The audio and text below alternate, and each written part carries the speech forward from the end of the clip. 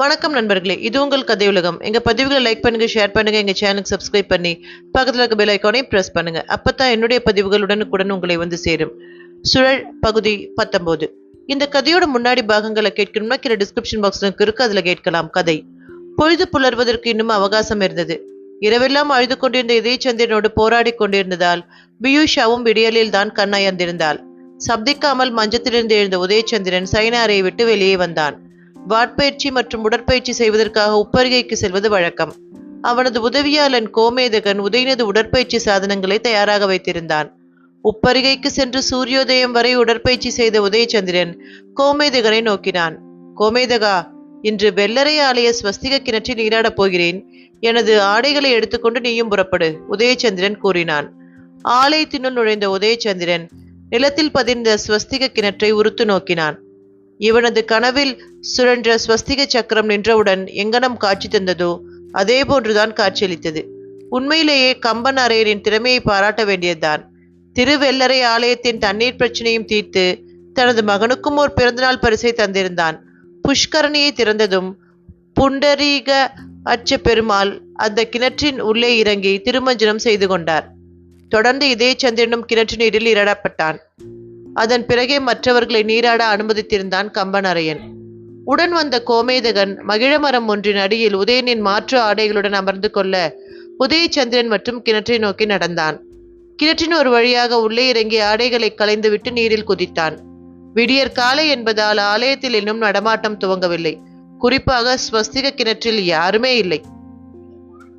தன்னை மறந்து நீந்திவிட்டு மீண்டும் கரையேறி படிகளில் அமர்ந்து சற்றே தன்னை ஆசுவாசப்படுத்தி கொண்டிருந்தான். அப்போது எதிரொலியாக ஒலித்தது ஒரு குரல். உதயச்சந்திரா, நீந்தி களைத்து விட்டாயா என்ன? பாதி கடலைத்தானே நீ கடந்திருக்கிறாய், இன்னும் தொலைதூரம் நீ போக வேண்டுமே. கடத்த அந்த குரல் கிணற்றின் சுவர்களில் மோதி எதிரொலித்தது. யார்?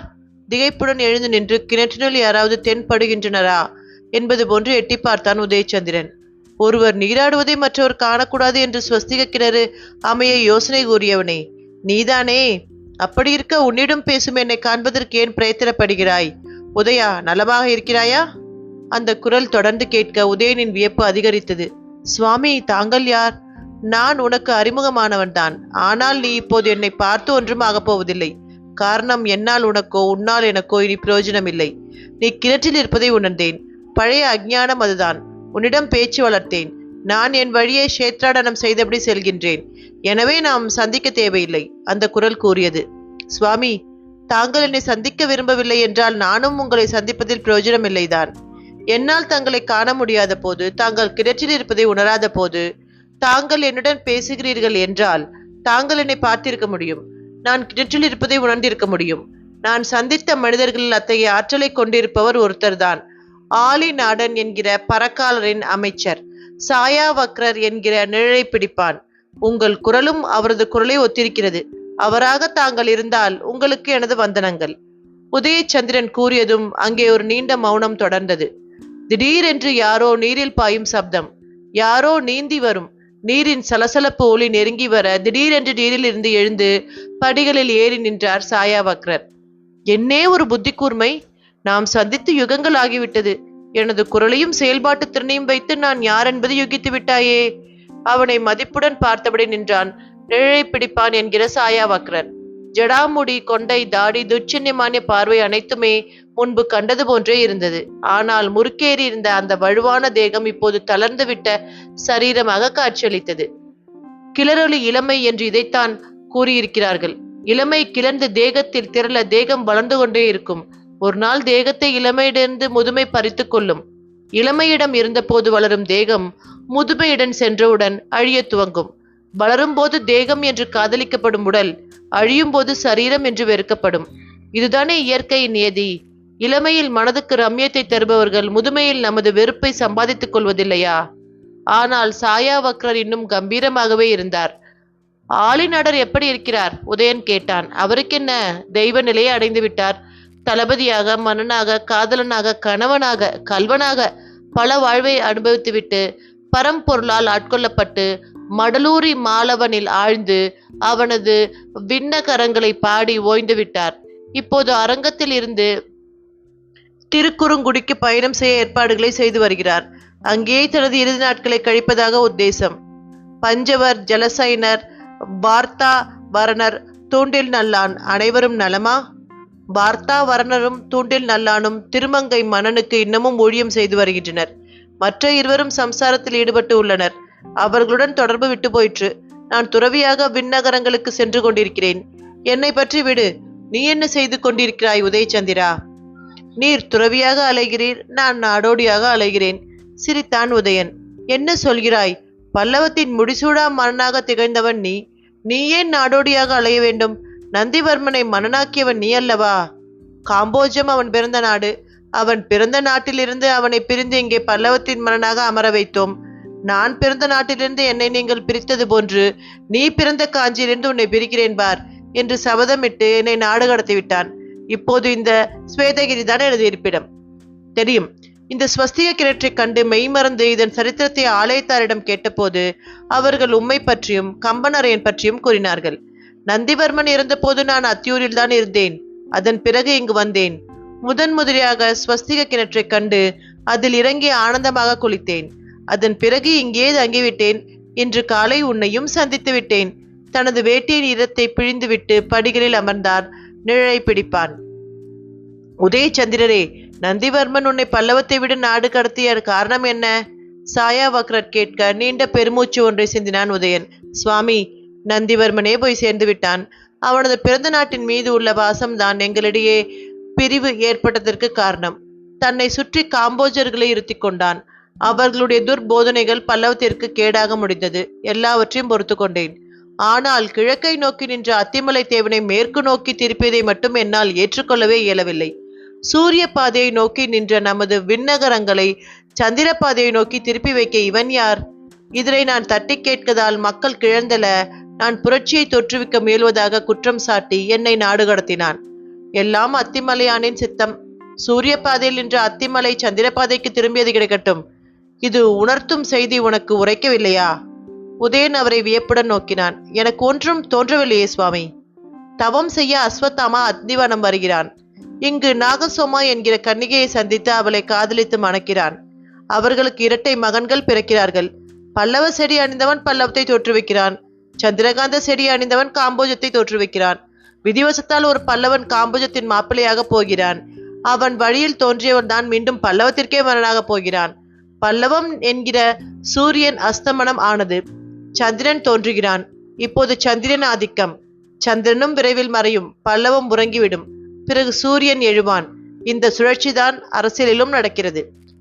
கிணற்றினுள் ஈர உடையில் இருந்தும் உதயச்சந்திரனின் வாய் உலர்ந்து போனது. பல்லவம் வேரோடு அழியப் போகிறது. பல்லவம் என்கிற பரம்பரை ஆண்டதற்கு அடையாளங்களே இல்லாமல் போகும். அத்திமலையான இழந்ததால் மட்டும் எழுந்த சாபம் அல்ல. அவன் ஆலய பாதையை மாற்றியதால் கிடைத்த சாபம் மட்டுமல்ல. உன்னை போன்ற வல்லவனையும் நல்லவனையும் புறக்கணித்ததால் உண்டான பின் அடைவுகள் மட்டும் காரணமல்ல. நமது பூமியில் சந்திராதிக்கம் குறைந்து சூரிய ஆதிக்கம் தோன்றப் போகிறது. சூரிய குலம் ஒன்று மிக விரைவில் வலுவாக தோன்றும். சாயாவக்ரர் கூறியதும் அதிர்ந்து போனான் உதயன். சுவாமி, பல்லவத்தை காப்பாற்றவே முடியாதா? துக்கத்துடன் கேட்டான் உதயச்சந்திரன். நந்தியின் தலை கொய்யப்படும். பெருநந்தியின் மானம் பங்கப்படும். வீணையின் தந்திகள் அறுபடும். சிறுநந்தியின் தேகம் பொசுக்கப்படும். தொண்டை கிழிப்படும். அபராதம் செய்தவனின் தலை சீவப்படும். அத்துடன் பல்லவம் சமாதி நிலையை அடையும். கேட்கவே அச்சமாக உள்ளதே. இதற்கான பொருள் என்ன சுவாமி? பொருள் அறிய முயற்சிக்காதே. இப்போதே மனம் விசனப்படும். காலம் வரும்போது ஒவ்வொன்றாக அரங்கேறும். அப்போது நீ புரிந்து கொள்வாய். இப்போது அதன் பொருளை நீ அறிய தேவையில்லை. சாயாவக்ரர் கூறினார். சுவாமி, இதனை செய்யப்போவது யார்? உதயன் கேட்டான். நீதான். கடகடவென்று சிரித்தார். நிழலை பிடிப்பான். அரண்டு போனான் உதயன். நானா? நீயேதான். உனக்கு காலம் பல சூசகங்களை தெரிவித்து வந்திருக்குமே. அவனை ஆழமாக நோக்கினார் சாயாவக்ரர். இல்லையே சுவாமி, எனக்கு எவ்வித தகவல்களும் தரப்படவில்லையே. உதயச்சந்திரன் குழம்பினான். சற்றே மௌனம் சாதித்த சாயாவக்ரர் யோசனையுடன் ஸ்வஸ்திக கிணற்றை சுற்றி நோக்கினார். இந்த ஸ்வஸ்திக கிணற்றை வடிவமைக்க கம்பன் அரையனுக்கு யோசனை கூறியது யார்? சாயாவக்ரர் கேட்டார். நான் தான் சுவாமி. அடிக்கடி எனது கனவில் இந்த ஸ்வஸ்திக சக்கர வடிவம் தோன்றி வந்தது. முதலில் ஒரு கனவுதான் தோன்றியது. அதில் காளை ஒன்றின் மீது பயணம் செய்யும் என் மகன் இதயச்சந்திரனை நோக்கி ஒரு அம்பு பாய்ந்து வர, பிறகு அந்த அம்பு அந்த காளையை கொன்று விடுகிறது. காளை மண்ணில் சரிய எனது மகன் அந்தரத்தில் அமர்ந்திருக்க, அப்போது ஒரு நாற்காலியை தாங்கி வரும் ஸ்வஸ்திக சக்கரம் அவனை அதில் அமர்த்துகிறது. பிறகு அவன் எங்கோ பறந்து செல்கிறான். நாங்கள் அவன் பின்பாக அலறிக்கொண்டே ஓடுகிறோம். இந்த கனவுக்கு பொருள் தெரியாமல் குழம்பினேன். ஆனால் தொடர்ந்து அந்த ஸ்வஸ்திக சக்கரம் எனது கனவில் தோன்றிக் கொண்டே இருந்தது. அந்த கனவில் கண்ட ஸ்வஸ்திக சக்கரத்திற்கு வடிவம் கொடுக்கும்படி கம்பனரையருக்கு நான் தான் யோசனை கூறினேன். உதயச்சந்திரன் கூறியதும் சாயா வக்ரனின் முகம் மலர்ந்தது. காலம் உன்னிடம் இவ்வளவு தகவல்களை கூறியிருக்கிறது, நீயோ ஒரு தகவலையும் கூறவில்லை என்று சொல்கிறாய். நீ கண்ட கனவின் பொருளை நீ அறியவில்லையா? வியப்புடன் கேட்டார் நிழலை பிடிப்பான். இல்லை சுவாமி, உதயன் கூறினான். உனது கனவை மறுபடி எண்ணிப்பார். காளையின் மீது உனது மகன் பயணிக்கிறான். காளை பல்லவர்களின் சின்னம். அதன் மீது அம்பு பாய்ந்து அது மாண்டு போகிறது என்றால் பல்லவர்களின் காலம் முடியப் போகிறது என்று பொருள். உனது மகனை தேடி ஸ்வஸ்திக சக்கரம் ஒரு நாற்காலியை கொண்டு வருகிறது என்றால் ஸ்வஸ்திகத்தின் அரியணையை உன் மகன் ஏற்கப் போகிறான்.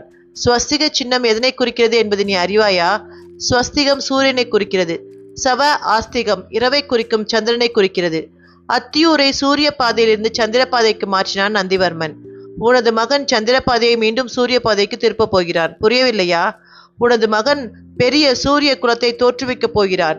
சூரிய குலத்தின் வித்துதான் உனது மகன். சூரிய குலமான் ஆதி சோழர்களை பற்றி நீ அறிவாய் அல்லவா? அத்திமலை தேவனை ஆராதிக்க கரிகாலன், சூரிய குலத்தோன், கிள்ளிவளவன், நெடுங்கிள்ளி என்று சோழர்கள் ஆண்ட பூமி மீண்டும் உயிர்த்தெழப் போகிறது. உனது மகன் புதிய சோழத்துக்கு வித்தழிப்பான். அவனது வழியில் வரும் சோழ மன்னன் காஞ்சியை கைப்பற்றி பல்லவத்தை வேரோடு களைவான். இதுவே வருங்காலம். எனவே உன்னை மீறி நடக்கும் காலத்தின் லீலைகளை எண்ணி நீ கலங்காதே. வருவதை அப்படியே ஏற்றுக்கொள். உதயச்சந்திரன் மனம் கலங்கினான். சுவாமி, சதாவாகனர் காலத்தில் துவங்கி புலிசோமன், புலிவேமு, பல்லவ இளந்தெரியன், விஷ்ணுகோபன், சிவஸ்கந்தவர்மன், சிம்மவர்மன், அவனிசிம்மன், மகேந்திர பல்லவன், நரசிம்ம பல்லவன், ராஜசிம்மன் என்று பல ஒப்பற்ற மன்னர்கள் ஆட்சி செய்த இடம். கலை பொக்கிஷங்களாக ஆலயங்களையும் திருக்கடல் மல்லைகளையும் எழுப்பிய குலம். சமுத்திரகுப்தன், புலிகேசி, சாணக்கியர், பாரவி, தண்டி என்று பல சான்றோர்கள் வந்து போற்றிய குலம். முக்கூடல் கடிகையை உருவாக்கிய குலம். எல்லாவற்றிற்கும் மேலாக அத்திமலை தேவனுக்காக தங்களது சகலத்தையும் அர்ப்பணித்த குலம் பல்லவ குலம். அந்த குலம் நசித்து போகும் என்பதை என்னால் ஜீர்ணிக்கவே முடியவில்லை. ஒருவேளை அத்திமலை தேவனின் சிலையை அதற்குள் கண்டுபிடித்தால் பல்லவம் பிழைக்குமா? உதயன் மருகினான். பல்லவரின் காலத்தில் அத்திமலையான் மீண்டு வரமாட்டான். எனவே அத்தகைய கற்பனைகளில் ஈடுபடாதே.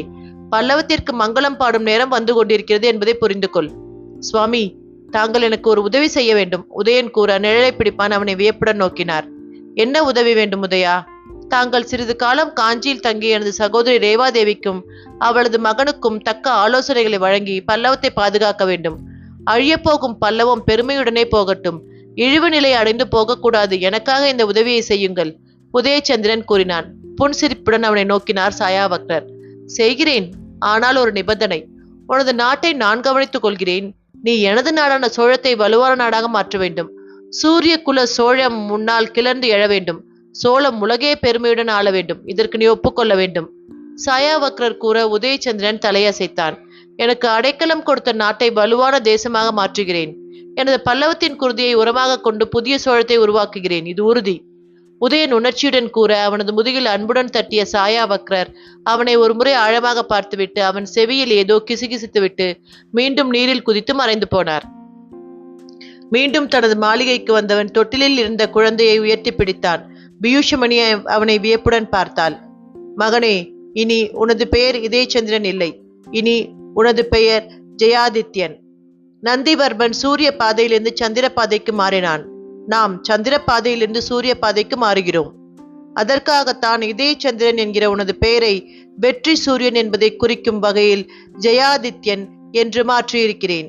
உதயச்சந்திரன் புதிய உத்வேகத்துடன் பேச அவனது திடீர் உற்சாகத்திற்கான காரணத்தை அறிய முடியாமல் நின்றாள் பியூஷமணி. குழந்தையின் பெயரை மாற்றும்படிதானே உதயனின் செவிகளில் கிசுகிசுத்துவிட்டு சென்றிருந்தார் சாயாவக்ரர். தொடரும்.